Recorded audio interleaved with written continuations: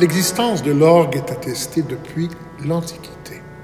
Cet instrument avant aurait été inventé dans la Grèce antique.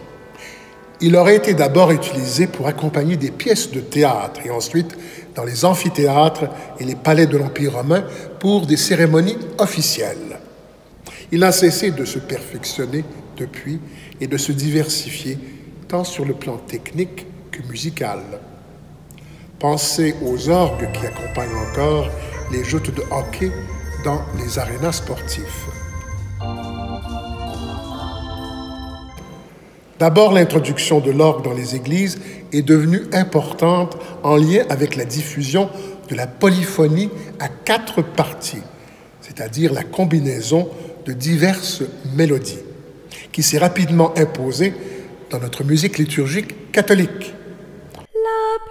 La puissance du truc, la puissance du truc, la puissance. Ensuite, la multiplication et la multiplicité des sons qui émanent de l'orgue et son aptitude à les mélanger ont fait de lui un instrument communautaire par excellence. Il peut tout à la fois accompagner le chantre ou l'animateur, le chœur ou l'assemblée. Il possède également la tessiture, c'est-à-dire l'ensemble des notes la plus large de tous les instruments musicaux, ce qui fait de lui le roi des instruments.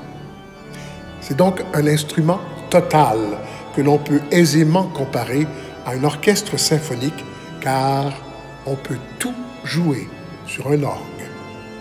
De plus, il se prête facilement à l'improvisation musicale, qualité fort utile lors des temps de méditation au cours d'une célébration. Enfin, de par sa puissance, il est signe d'une solennité et d'une dignité qui conviennent parfaitement pour célébrer la majesté et la gloire de Dieu, bref, d'une musique devenue sacrée. Comme le dit si bien notre pape François, faire de la musique dans l'Église est une des plus belles choses pour la gloire de Dieu.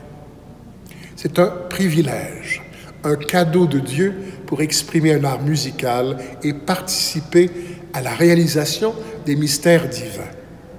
Une belle et bonne musique, dit-il, est un instrument privilégié pour aborder le transcendant et aide souvent à comprendre un message, même pour ceux et celles qui sont parfois distraits. J'ai pas du tout écouté ce que t'as dit.